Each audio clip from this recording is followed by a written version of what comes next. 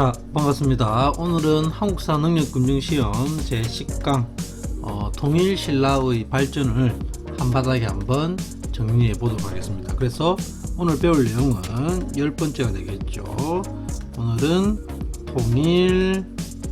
통일신라의 발전.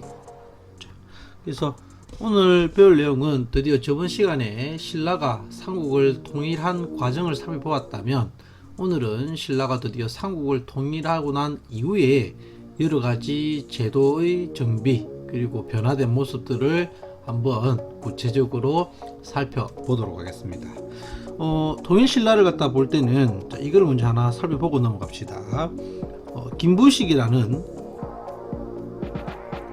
그 고려시대 때 대표적인 문벌 귀족 세력이 있죠. 이 사람이 적은 삼국시대를 갖다가 적은 역사책인데, 그게 바로 뭐냐면 삼국사기라는 우리나라에서 가장 오래된 역사책이 있죠. 여기에 따르면 신라를 갖다가 몇 시기로 구분하고 있느냐, 세 시기로 구분하고 있습니다. 그래서 보시면 자, 이렇게 신라를 갖다가 본다면, 신라를 갖다가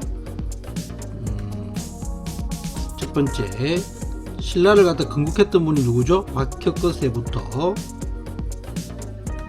그리고 진덕 여왕 시기까지, 여기를 갖다가 뭐라 부르냐면 상대라고 부릅니다. 상대. 여기까지를 갖다 상대라 부르고, 다음 무열왕부터 무열왕, 그 다음 이거는 한번 다 적어 보도록 하겠습니다. 문무왕, 다음이 신문왕, 다음이 성덕왕. 물론 이 사이에도 한 분이 더 계십니다. 효소왕이라고 해서 있지만 일단은 성덕왕 이렇게 그냥 보도록 하겠습니다. 그리고 그 다음이 경덕왕, 해공왕으로 이어지게 되는데, 이 시기를 갖다가 뭐라 부르냐면 중대라고 부릅니다. 뭐라 부른다? 중대라 부르고, 그리고 마지막으로 선덕왕 시기부터 신라 마지막 경순왕 시기로 이어지게 되는데, 이때를 갖다가 뭐라 일컬어냐면 신라 하대다 이렇게 일컬어지게 되는 거죠. 그래서 보시면 박혁거세부터 진덕여왕 이 시기를 상대, 이후 무열왕이 왕이 되고 나서부터 해공왕 시기까지를 중대, 다음이 선덕왕 시기부터 경순왕 시기까지를 하대, 이렇게 나누게 되는데, 이렇게 시대를 갖다가 구분한 기준은 뭐냐? 왕이 신분적으로 무슨 출신이었는가에 따라서 나누어지게 된 거죠. 그래서 상대는 누가 성골, 골품제하에서 성골 출신이 왕이 된 시대를 갖다가 상대. 그런데 진덕여왕 때까지 이 성골이 끊어지게 됩니다. 이후 이제 진골 출신 중에서 왕이 오르게 되는데, 그 왕이 된 사람이 바로 김춘추란 분이 왕이 되어 무엇에 오르느냐? 진골 최초의 왕인 무열왕이 오르게 되고, 이후 무열왕의 자손들이 왕이 계속해서 집권을 하게 되는 겁니다. 이때부터를 중대라 부르는데, 누가 왕이 되었다? 진골 출신들이 왕에 오른 시기, 즉 이때부터는 무열왕계라 부릅니다. 무열왕계. 왜? 무열왕의 자손들이 이제 계속해서 왕이 오르게 된 거죠. 그런데 해공왕이 이후 암살당하게 되고, 즉 선덕왕이라는 사람이 왕에 오르는데, 이 사람은 자기가 누구의 자손이라고 주장하냐면 내물왕의 후손이다 이렇게 주장을 하죠. 그래서 이때부터를 역시 진골 출신이 되겠습니다. 진골 출신이 되고, 이때는 내물왕계의 자손들이 이렇게 왕에 올랐다 하여 이때부터를 하대 이렇게 이야기를 하죠. 그래서 오늘 우리가 살펴볼 부분은 구체적으로는 여기에 해당됩니다. 여기, 그죠? 무열왕 시기부터 해서 어디에까지, 즉 그 해공왕 시기까지에 해당되는 통일신라 중대 이 부분에 대해서 한번 구체적으로 살펴보겠더라. 그래서 이 부분이 통일신라 시대 이렇게 되는데, 정확하게는 신라가 삼국을 통일한 시기는 언제 때냐면 이 문왕 때 신라가 삼국을 통일하게 됩니다. 참고로 무열왕 때는 백제를 갖다가 이때 멸망을 시켰고, 문왕 때 기불포 전투 이후에 신라 삼국을 통일하게 됩니다. 참고로 중대 때 가장 시험에 많이 출제되는 분은 바로 이 신문왕이 되겠습니다. 그래서 신문왕은 꼭 좀 잘 알아봐 두시기 바랍니다. 그러면 구체적으로 이제 내용을 갖다가 살펴보도록 할 건데, 신라 중대의 가장 크다란 특징이 무엇이냐? 이때 가장 크다란 특징은 왕권을 강화시켰다는 겁니다. 전제 왕권을 강화시키고, 이때 이렇게 왕권을 갖다가 강화시키는 데 많은 도움을 주었던 세력인데, 그들이 바로 누구냐면 육두품이라는 세력이 많은 도움을 주었더라. 그러면 구체적으로 중대 때 어떠한 변화가 있었는지 봅시다. 일단은 통일신라 중대로 나아가게 되면 영토가 넓어지겠죠. 그리고 인구도 증가하게 됩니다. 영토의 증가와 인구의 증가는 기존의 제도로는 나라를 갖다가 통치하기가 상당히 어렵겠죠. 또한 왕에 있어서도 이제껏 선골 출신들이 왕에 오르다가 이제 진골 출신이 왕에 오르게 되면서 왕권을 어떻게 해야 되겠다? 왕권을 갖다가 강화할 필요성을 느끼게 됩니다. 그래서 많은 중대로 접어들면서 많은 제도들이 변화되게 되는데, 그러면 구체적으로 어떠한 변화가 나타났느냐? 첫 번째, 정치 제도가 변화되게 됩니다. 정치 제도를 갖다가 정비하게 된다. 구체적으로는 왕권을 강화시킬 필요성에 의해서 귀족들의 권한을 약화시켜야 되겠죠. 그래서 귀족들을 대표하는 귀족회기구인 화백회의와 그리고 화백회의의 우두머리, 즉 수상이 되겠죠. 상대 등의 권한을 어떻게 하겠다? 당연히 약화시키고, 반대로 왕을 뒷받침할 수 있는 비서기관을 만듭니다. 그 비서기관이 뭐냐면 집사부라는 기관을 만들고, 또한 집사부의 우두머리가 누구냐면 시중입니다. 나중에는 이름이 중시로 바뀌게 되는데, 이 시중의 권한을 어떻게 하겠다? 강화시키는 이러한 정책을 실시를 해서 왕권을 갖다가 강화시켰겠죠. 또한 두 번째로는 지방제도도 정비를 합니다. 지방제도도 정비를 하게 되더라. 지방제도는 원래 여러분들 저번 시간에 우리가 삼국 통치 체제를 갖다가 보았을 때 신라 같은 경우는 기존의 전국을 5주로 나누고 특수행정구역으로 2소경이 설치되었다고 했습니다. 그런데 이제 영토가 늘어났으니까 5주에서 9주로 나누고 다시금 특수행정구역으로 5소경을 갖다가 설치를 하더라.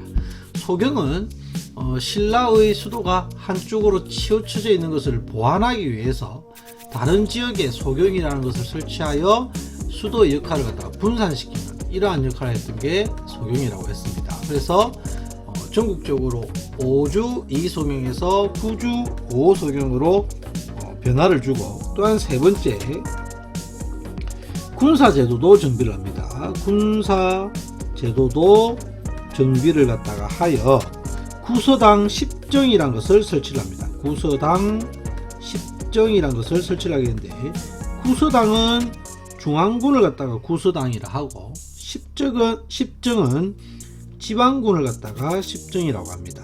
그런데 여기서 몇 가지 체크해야 될 것이 있는데, 첫 번째, 구서당은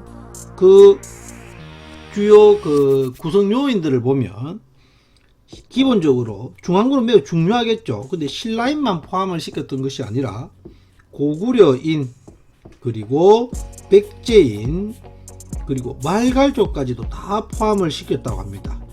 이는 단순하게 매우 중요한 이 중앙군에 기존의 신라인뿐만 아니라 다른 고구려, 백제, 말갈족까지 포함시켰다는 것은 너희들을 우리는 이제 다른 민족을 보지 않고 우리는 너희들과 같은 민족이다.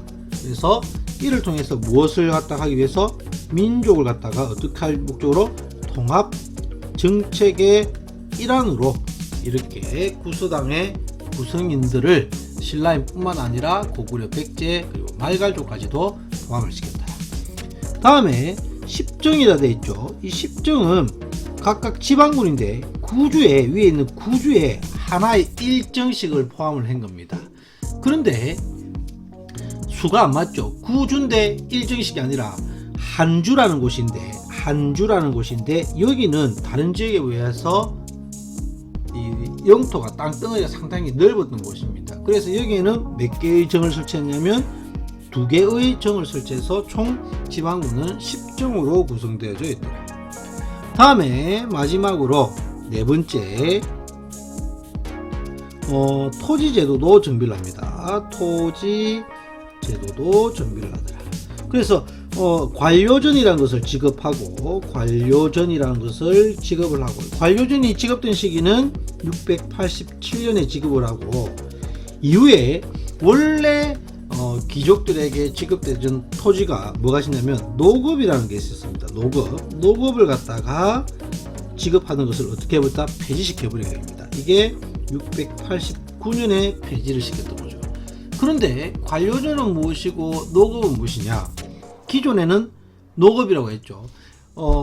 귀족이 되거나 관료가 되면 그에 대한 대가로 어느 지역에 땅을 갖다가 지급을 했는데 그 땅의 소유권을 주는 것이 아니라 그 땅에서 세금을 거둘 수 있는 그걸 수조권이라고 부릅니다.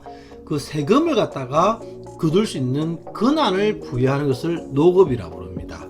땅을 주는 것이 아니라 그 땅에 거주하고 있는 사람들로부터 세금을 거둘 수 있는 권한을 노급이라고 부르는데, 노급에서는 우리가 세금을 거둘 때 조, 용, 조로 거둘 수 있습니다. 조는 뭐냐면 토지세, 용은 여기입니다. 적어보면 이거는 토지세, 용은 노동력입니다.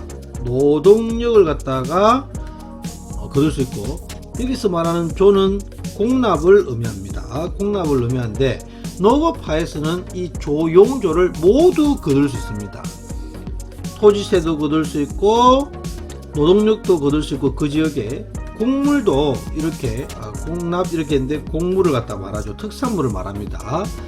거둘 수 있는데, 관료전 하에서는 이 기존에 있던 조, 용, 조가 있다면 무엇만 거둘 수 있게끔 했냐면 조만 거둘 수 있게끔, 토지세만 거둘 수 있고 나머지 용이나 조는 거둘 수 없게 만들어 버리는 거죠.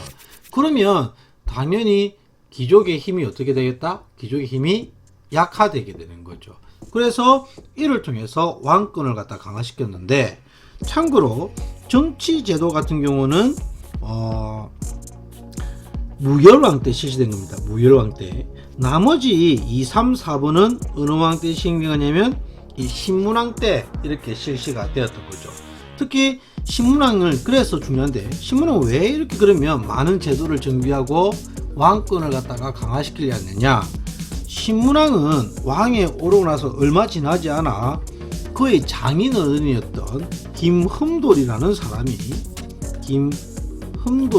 사람이 난을 일으킵니다. 김흠돌의 난이라 부르는데, 이 김흠돌이 난을 갖다가 일으키자 이를 갖다가 진압하고 난 이후부터 이 왕권을 어떻게 해야 되다? 강하게 나가야 되겠다. 그래서 더 이상 귀족들이 자기들을 왕을 만만하게 보이게 하면 안 되겠다. 이렇게 해서 많은 제도를 정비하고 또한 왕권을 갖다가 강화시켜 나갔던 겁니다.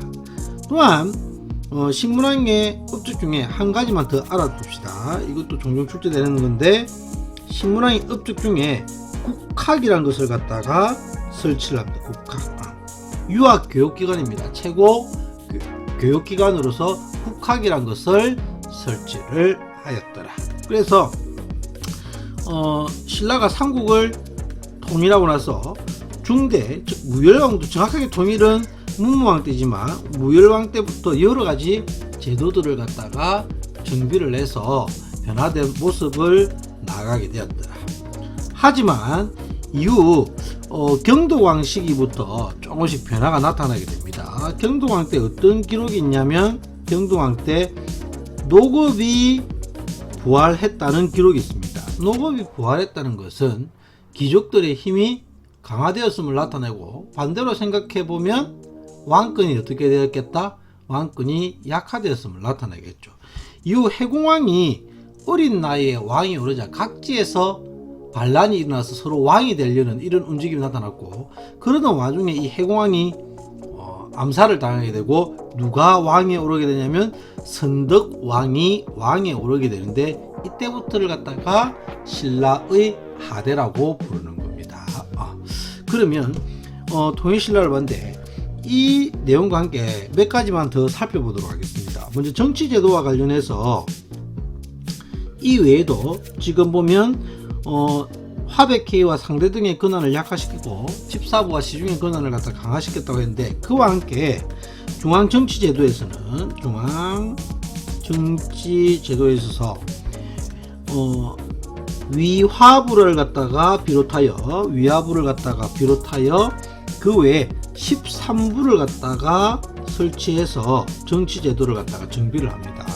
그리고 또한 감찰기구란 것도 만듭니다. 감찰기구를 만드는데 그 감찰기구 이름이냐, 사정부라는 감찰기구를 갖다가 만들어서 중앙정치기구를 갖다가 좀 더 내실화 있게 만들더라. 또한 지방행정제도도 보시면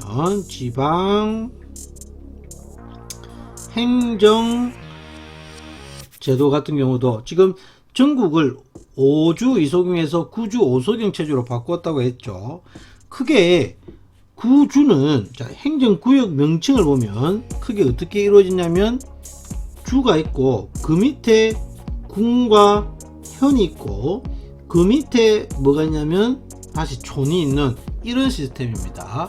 주에는 누가 파견됐냐면 원래는 주군이라는 관리가 파견되었다가 명칭이 총관으로 바뀌게 됩니다. 주군에서 총관으로 바뀌게 되는데, 주군에서 총관으로 명칭이 바뀌었다는 것은 행정적 성격이 더욱더 강화되었음을 갖다가 나타내는 겁니다. 또한 군과 현까지 누가 파견되냐면 관리가 파견되게 됩니다. 누가 파견되었다? 관리가 여기까지 파견이 되게 되고, 촌에서는 토착 세력이 그대로 다스리게끔 놔둡니다. 토착 세력이 그대로 그 지역을 다스리게끔 놓아두고, 그 토착 세력을 갖다가 뭐라 부르냐면 촌주라는 세력이 직접 다스리게 해서 그 지방 향촌의 반발을 갖다가 무마시키려는 그러한 움직임도 있었다. 그리고 또 한 가지 지방제도에 있어서 한 가지 더 체크해드릴 게 상수리 제도라는 게 있습니다. 상수리 제도라는 것이 있는데 고려시대 때 나중에 배우겠지만 긴 제도하고 유사한 제도입니다. 이거는 뭐냐면 지방의 그 향리의 자재를 갖다가 어디에서 근무하게 하냐면 중앙에서 근무하게 하는 제도입니다. 중앙에서 근무하게 하는 그러한 제도인데, 중앙에서 그 관직을 주면서 중앙에서 근무를 하게 하는 제도인데 이게 좋은 게 아닙니다. 왜냐하면 약간의 어느 정도의 인질적 성격을 가지고 있는 거죠. 혹시나 지방의 이 향리 세력들이 어떤 반란을 갖다 일으킨다 이렇게 하면 자기의 자제들을 어떻게 하겠습니까? 제거하겠죠. 그래서 인질적 성격의 하나로 상수리 제도가 있더라. 그 외에 이거는 신라 하대 때의 내용이 되겠지만, 원성왕 때, 이 선덕왕 다음에 원성왕이라고 있습니다. 원성왕 때 뭐가 실시되었냐면 독서 상품가라는 것이 실시가 되더라. 독서 상품가라는 것이 실시가 되는데, 이거는 기존에는 관직에 오르는 게 골품제에 따라서 관직에 올랐죠. 시험에 의해서 관직에 오른 것이 아닙니다. 그런데 독서 상품가는 말 그대로 유학의 이해 수준에 따라 관직에 등용하는 일종의 시험을 통해서 관직에 오르게끔 하는 그런 제도입니다. 이렇게 해서 진골 귀족들이 관직에 자연스럽게 오르는 것을 갖다가 방지하기 위해서 실시했던 제도지만 실패로 돌아갑니다. 당연히 실패로 돌아간 이유는 누구들의 반발이 심해서 진골 귀족들의 반발이 심해서 실패로 돌아갔다. 그래서 이런 제도도 하대 때 시행되었다 하나 정도는 체크를 해 주시기 바랍니다. 왜 하냐면 보기 문제에 종종 출제가 되니까 이런 것들은 체크를 해 두시기 바랍니다. 그러면 기출 문제를 갖다가 한번 풀어보도록 하겠습니다. 지금 보시면 자, 왕의 재기간에 있었던 사실로 옳은 것은 자, 바로 김흠돌이라는 분이 등장했습니다. 김흠돌이 반란하였다, 국학을 세웠다. 어느 분이 되겠죠? 신문왕이 되겠습니다. 통일신라 시대 때 전제 왕권을 가장 강화시켰던 신문왕과 관련된 내용을 찾아라 이렇게 되어 있죠.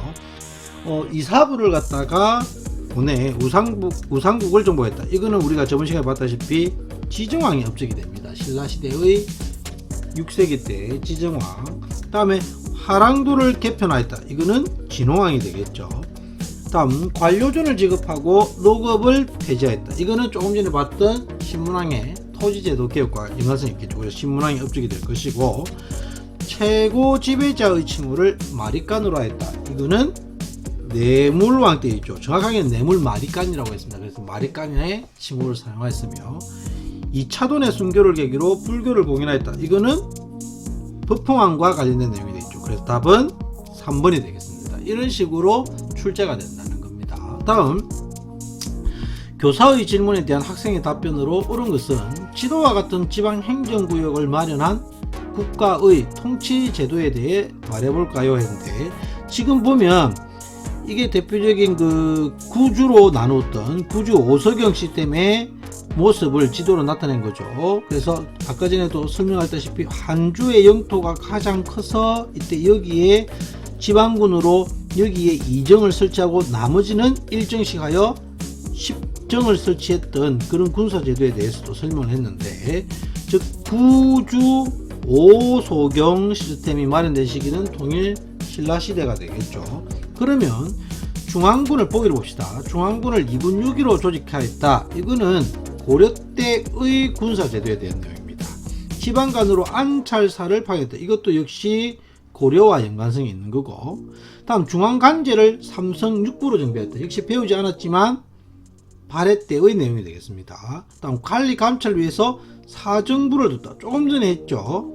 지방제도와 관련해서 통일신라 때 관리감찰기구로서 사정부 설치했다고 했습니다. 그래서 이것이 통일신라. 유학교육기관으로 주자감을 설치하였다. 이것도 발해의 대표적인 교육기관이 됩니다. 물론 국학이라고 했다면 이게 답이 되겠죠. 그러면 여기 보시다시피 답은 4번에 해당되겠습니다. 그래서 오늘은 신라가 삼국을 통일하고 나서 여러가지 제도를 갖다가 정비하면서 왕권을 강화시킨 구체적인 내용에 대해서 살펴봤고, 그 외에 중앙정치제도, 지방행정제도도 조금 구체적으로 살펴봤습니다. 참고로 이 통일신라 시대를 갖다가 다른 말로 시대 구분할 때는 무슨 시대라고 부르냐면 남북국 시대라고 합니다. 남쪽으로는 통일신라가 있고 북쪽으로는 이제 발해라는 나라가 새롭게 만들어졌던 그러한 시기가 있는데, 그래서 다음 시간에는 발해에 대해서 살펴보고 이후에 통일신라 하대, 그리고 마지막으로 우리가 그 삼국시대와 통일신라 시대의 경제, 사회, 문화까지도 모두 살펴보는 시간을 가지도록 하겠습니다.